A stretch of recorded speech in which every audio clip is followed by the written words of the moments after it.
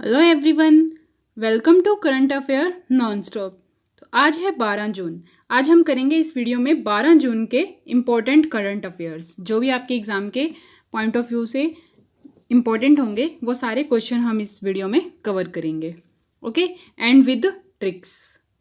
Tricks से करने का क्या बेनिफिट है, इससे आपको जो क्वेश्चन है वो लंबे समय तक याद रहेंगे और एग्ज़ाम के प्रेशर में आप क्वेश्चन को भूलेंगे नहीं। ठीक है, तो एक बार तो हम क्वेश्चन लर्न कर लेते हैं, बट एग्ज़ाम में भूल जाते हैं, कंफ्यूज हो जाते हैं, क्योंकि ऐसा तो है नहीं कि 10-20 क्वेश्चन लर्न कर लिए और वही आ जाएंगे क्वेश्चन। ठीक है, तो हमें 6 से 8 महीने के करंट अफेयर सारे लर्न करने पड़ते हैं।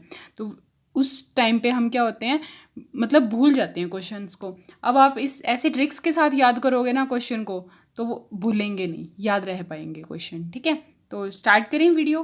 First question is, Rahul Shrivastava को किस देश में भारत के अगले राजदूत के रूप में नियुक्त किया गया है? तो क्या नाम है? नाम ध्यान रखना, राहुल श्रीवास्तव।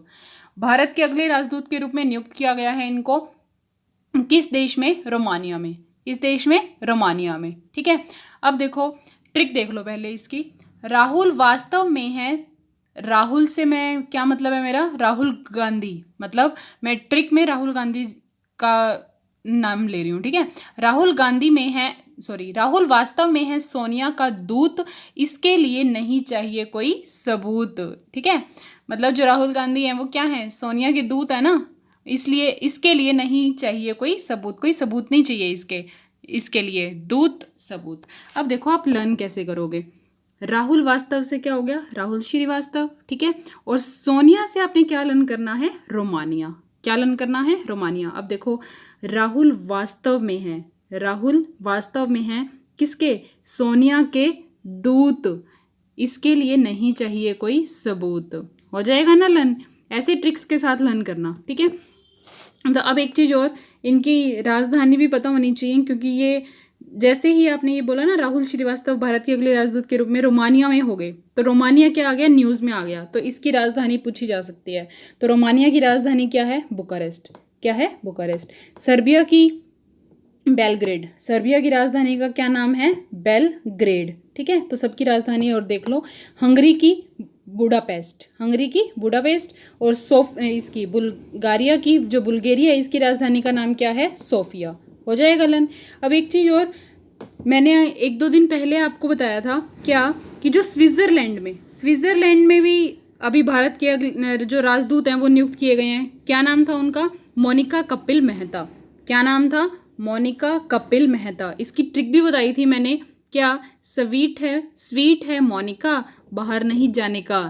आया है कुछ याद? स्वीट है मोनिका, बाहर नहीं जाने का। और पपुआ न्यू गिनी के बारे में बताया था मैंने। पपुआ न्यू गिनी के कौन नियुक्त किए गए हैं? सुशील कुमार सिंघल। क्या नाम था? सुशील कुमार सिंघल। और भी बताए थे मैंने आपको 1-2, तो डेली वीडियो देखा करो। नेक्स्ट देखो, भारत और किस देश ने बिजली क्षेत्र में सहयोग बढ़ाने के लिए समझौता ज्ञापन पर हस्ताक्षर किए हैं? तो जो भारत और कौन सा देश ऐसा है जिसने बिजली क्षेत्र में सहयोग बढ़ाया है? ठीक है, मतलब एक समझौता इन्होंने जारी किया, तो उस पर हस्ताक्षर किए हैं। तो किसने किया है? भारत और डेनमार्क ने। किसने? भारत और डेनमार्क ने। हो जाएगा लन। अब ट्रिक देखो इसकी। जो हमारे घरों में करंट की तार है मेन, वो अब आएगी फ्रॉम भारत और डेन। मतलब जो करंट की तार है, करंट की तार से आपको देखो क्या याद करना है? बिजली क्षेत्र। ठीक है, जो हमारे घरों में करंट की तार है मेन, वो अब आएगी कहाँ से? आएगी भारत और डेन से डेनमार्क। समझ आ गई? भारत और डेनमार्क। कहने का मतलब जो बिजली क्षेत्र है उसमें कौन कौन समझौता कर रहा है? भारत और डेनमार्क। इसलिए मैं आपको कह रही हूँ जो करंट की तार, मेन जो करंट की तार है वो कहाँ से आएगी? अब भारत और डेन मतलब डेनमार्क। हो जाएगा लन। नेक्स्ट देखें, बड़े राज्यों में से किस राज्य ने FSSAI द्वारा जारी 2019-20 के खाद्य सुरक्षा सूचकांक में शीर्ष स्थान हासिल किया है? तो देखो नाम, ये ध्यान रखना क्या पूछा है इसने? बड़े राज्यों में से। और ये जो FSSAI है, इसने अभी अभी रिसेंटली एक खाद्य सुरक्षा सूचकांक जारी किया है, तो उसमें टॉप पे पूछा गया है कि टॉप पे कौन है, और टॉप पे भी किस में? बड़े राज्यों में।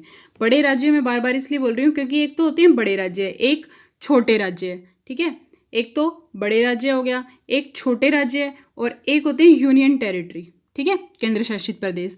तो तीनों में से कुछ भी पूछा जा सकता है कि बड़े राज्यों में से बताओ फर्स्ट नंबर पे, छोटे राज्यों में से बताओ, या यूनियन टेरिटरी में से बताओ। तो बड़े राज्यों में तो कौन है? गुजरात। टॉप पे कौन है? गुजरात। और दूसरे नंबर पे कौन है? तमिलनाडु। दूसरे नंबर पे भी याद कर लेना।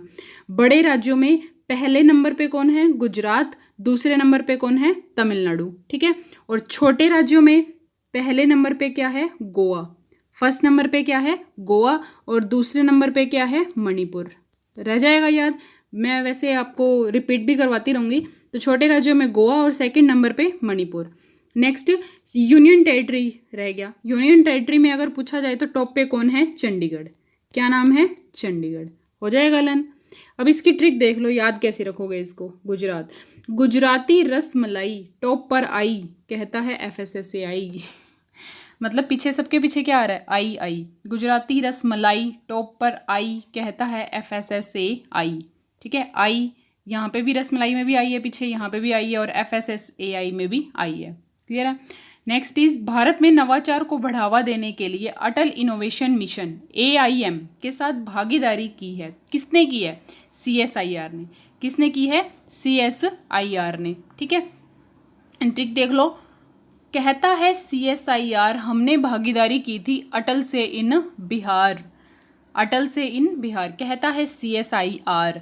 बिहार क्यों लिखा है? एक तो आपको CSIR से रिलेट करवाने के लिए, और एक अटल बिहारी वाजपेयी से आपको लर्न हो जाए ताकि, ठीक है। अटल बिहारी वाजपेयी जी भी क्या चाहते थे? नवाचार चाहते थे भारत में। तो अटल से इन बिहार क्यों लिखा है? एक तो CSIR से ताकि कीवर्ड बन जाए, और अटल बिहारी वाजपेयी, ठीक है। कहता है CSIR हमने भागीदारी की थी अटल से। किससे? अटल इनोवेशन मिशन। अटल से इन बिहार। हो जाएगा लन। अब देखो ये जो आपने यहाँ अटल इनोवेशन मिशन है, ठीक है। अटल इनोवेशन मिशन जो है ये किसका है ये भी बताना है।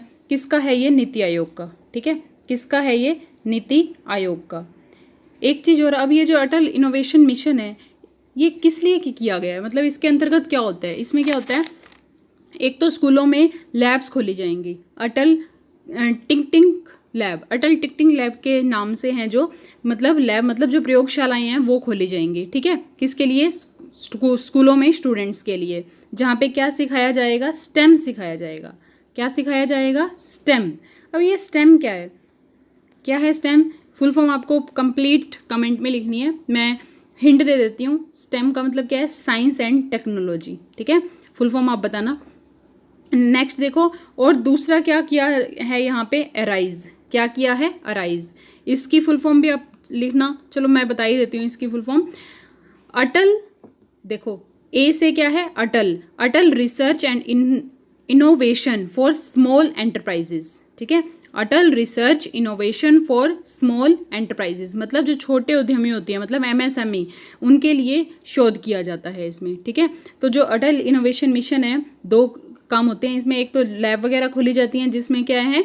स्टेम सिखाया जा रहा है, और दूसरा क्या है? अराइज। रह जाएगा लन, ठीक है। नेक्स्ट करें। ओपेक और संबंध देशों ने, ओपेक और जो संबंधित देश हैं उन्होंने क्या किया? जुलाई तक कितने फीसदी तक कच्चे तेल उत्पादन में कटौती करने पर सहमति व्यक्त की है, ठीक है।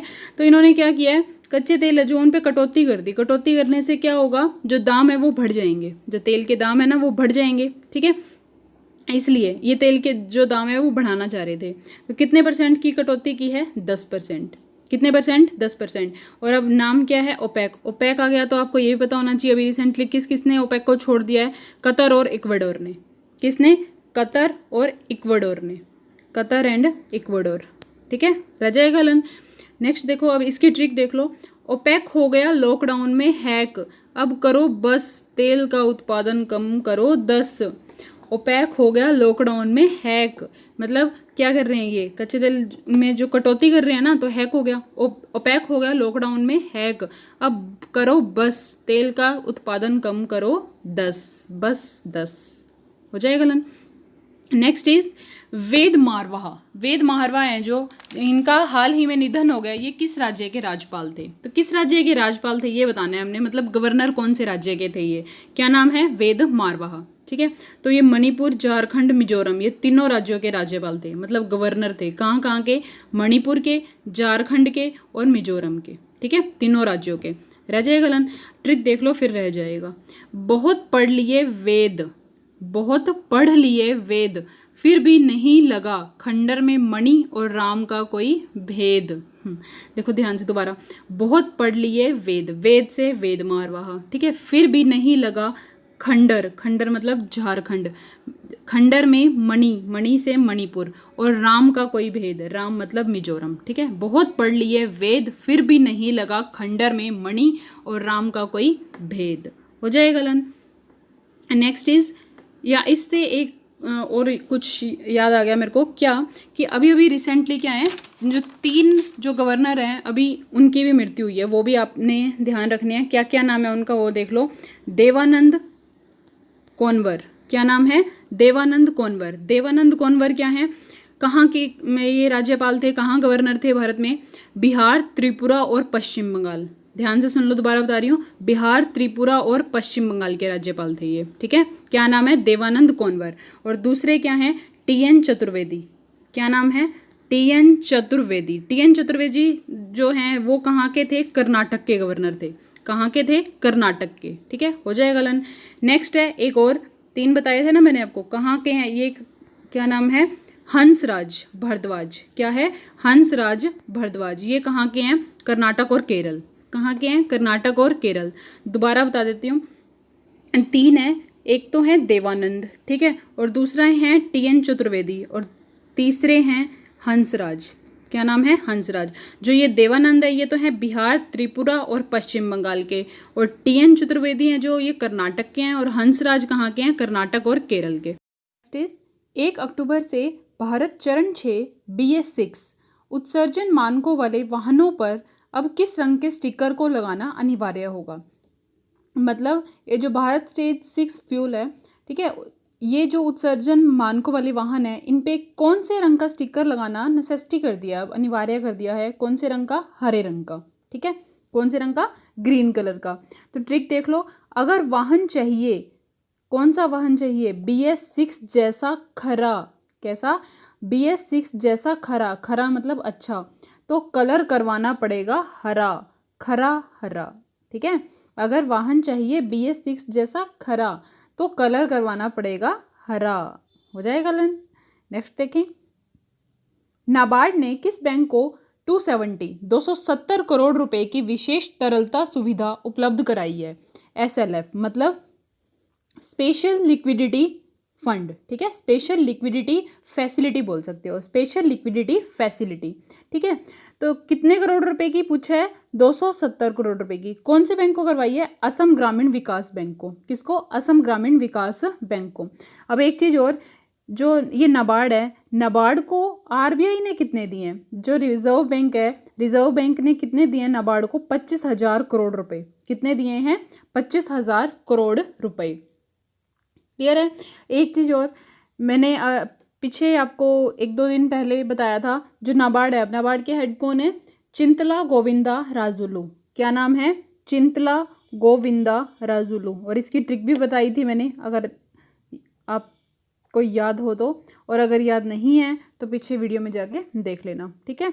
नेक्स्ट इज, किस देश ने आर्कटिक सर्कल में बड़े पैमाने पर ईंधन फैलने के बाद आपातकालीन की स्थिति घोषित की है? तो क्या है ये क्वेश्चन? देखो, कोई भी जहाज वगैरह होता है तो वो डूब जाए तो क्या हो जाता है? तेल फैल जाता है ना। तो अब क्या हुआ, यहाँ पे एक पावर प्लांट था, कि क्या है? Power plant. पावर प्लांट कौन सा? ताप संयंत्र। क्या नाम है? ताप संयंत्र। ताप संयंत्र पावर प्लांट है जो, उससे क्या हो गया? डीजल लीक हो गया, ठीक है। जो डीजल है वो भारी मात्रा में जो लीक हो गया, और कहाँ फैल गया? एक नदी में फैल गया। क्या नाम है नदी का? अबारनया। क्या नाम है? अबारनया। और इम्पोर्टेंट है ये, बहुत इम्पोर्टेंट है, ध्यान रखना, ठीक है। क्या नाम था पावर प्लांट का? ताप संयंत्र। ताप संयंत्र जो आपका पावर प्लांट है उससे डीजल लीक हो गया और अबारनया नदी में फैल गया, ठीक है। एक चीज़ और, अब ये जो ताप संयंत्र पावर प्लांट है ये है कहाँ पे? ठीक है, ये भी पूछा जा सकता है। तो कहाँ पे है ये? नॉर्डिस्क। क्या है? नॉर्डिस्क, ठीक है, नॉर्डिस्क में है। क्लियर है। अब देखो, अब वहाँ पे क्या हो गया, जो डीजल है वो लीक हो गया और वहाँ उस नदी पे फैल गया, तो नदी में क्या होता है, पानी, तो जो तेल है, जो ईंधन है, वो तो क्या होगा, उसके ऊपर तैरेगा ना, एक लेयर बन जाएगी, ठीक है। नदी में तो जो तेल की लेयर बन गई, जो भी वहाँ पे पक्षी वगैरह हैं या जानवर वगैरह हैं, तो उनकी जान को खतरा हो गया, क्योंकि मतलब ऑक्सीजन वगैरह की उनको कमी हो जाएगी, फिर ऑक्सीजन वगैरह नहीं मिल पाएगी पूर्ण रूप से, ठीक है। तो इस वजह से जो रूस में जो व्लादिमीर पुतिन है, उन्होंने क्या किया है, आपातकाल घोषित कर दिया, ठीक है, आपातकालीन घोषित कर दिया वहाँ पे। क्लियर है, समझ में आ गया। एक दो जो मैंने पॉइंट्स बताए हैं उनके बेस पे भी क्वेश्चन पूछे जाएंगे क्विज में, तो ध्यान से सुन लेना दोबारा। तो ट्रिक क्या है, रूस हो गया फेल संभालने में तेल, रूस हो गया फेल संभालने में तेल, क्योंकि वहाँ पे तेल क्या हो गया, ठंड गया ना, ठीक है, मतलब गिर गया, ठीक है। Next is US international development finance corporation Bharat में कितने मिलियन का निवेश करना चाहता है। तो ये जो US international development finance corporation है, ठीक है, पहली बात तो इसका हेडक्वार्टर कहाँ पे है, वाशिंगटन डीसी में, कहाँ पे है, वाशिंगटन डीसी पे। तो कितने मिलियन का निवेश करना चाहता है ये भारत के अंदर, कितने मिलियन का, 350, 350 मिलियन का हमारे भारत में निवेश करना चाहता है, अलग अलग चीज़ों में, ठीक है। नेक्स्ट देखें, किस देश ने दक्षिण कोरिया के साथ संचार के सभी माध्यमों को बंद कर दिया है। तो ये जो दक्षिण कोरिया के सारे जितने भी संचार, उनको सबको बंद कर दिया, सारे माध्यम जितने भी मीडियम थे, किसने किया है, ये उत्तर कोरिया ने, किसने किया है, उत्तर कोरिया ने। अब उत्तर कोरिया और दक्षिण कोरिया की बात कर रहे हैं, तो इनके तानाशाह भी पता होने चाहिए। उत्तर कोरिया में कौन है, क्या नाम है, किम जोंग उन, क्या नाम है, किम जोंग उन, ठीक है, किम जोंग उन। और दक्षिण कोरिया की बात करें तो दक्षिण कोरिया में कौन है, मून जान इन, क्या नाम है, मून जा इन। और इन दोनों की मुद्रा की बात करें तो मुद्रा दोनों की सेम है, WON1, ठीक है, दोनों की मुद्रा सेम ही है। एक चीज़ और, दक्षिण कोरिया जो इसमें हमारे भारत में के जो राजदूत हैं वो कौन है, श्री प्रिया रंगनाथन, ठीक है, प्रिया रंगनाथन। तो मेरे नाम से आपको लन रह जाएगा, ठीक है, इसकी ट्रिक तो बताने की जरूरत नहीं है। तो दक्षिण कोरिया में क्या नाम है राजदूत का, श्री प्रिया रंगनाथन। क्लियर है, ट्रिक देख लो, बीच में डाल दी बोरियां, ऊपर है उत्तर कोरिया और नीचे है दक्षिण कोरिया, मतलब बीच में तो क्या डाल दी, यहाँ पे बीच में क्या डाल दी, सारी बोरियां, और ऊपर क्या है, उत्तर कोरिया, और नीचे क्या है, दक्षिण कोरिया। कहने का मतलब सारे माध्यम क्या कर दिए, बंद कर दिए, ठीक है, क्या कर दिए, जो भी संचार कर सकते हैं आपस में, ये रिलेट कर सकते हैं, सारे माध्यम बंद कर दिए उत्तर कोरिया ने, इसलिए बीच में डाल दी बोरियां, ऊपर है उत्तर कोरिया और नीचे है दक्षिण कोरिया, ठीक है। नेक्स्ट इज केंद्रीय अप्रत्यक्ष कर एवं सीमा शुल्क बोर्ड ने अपने प्रमुख कार्यक्रम तुरंत कस्टम को किन 2 शहरों में लॉन्च किया है। अब तुरंत कस्टम्स का मतलब क्या है, देखो नाम से ही पता चल रहा है, तुरंत कस्टम का क्या मतलब है कि उसी टाइम जस्ट क्लियरेंस मिल जाएगी, किसको, कस्टम्स क्लियरेंस मिल जाएगी, ठीक है, जस्ट कस्टम्स क्लियरेंस है वो मिल जाएगी, किस चीज़ की, मतलब जो भी हम प्रोडक्ट वगैरह या जो भी उत्पाद हम आयात करते हैं उनकी क्लियरेंस बहुत जल्दी हो जाएगी, ठीक है। किन 2 शहरों में लॉन्च किया है ये, बेंगलोर और चेन्नई, कहाँ पे, बेंगलुरु और चेन्नई।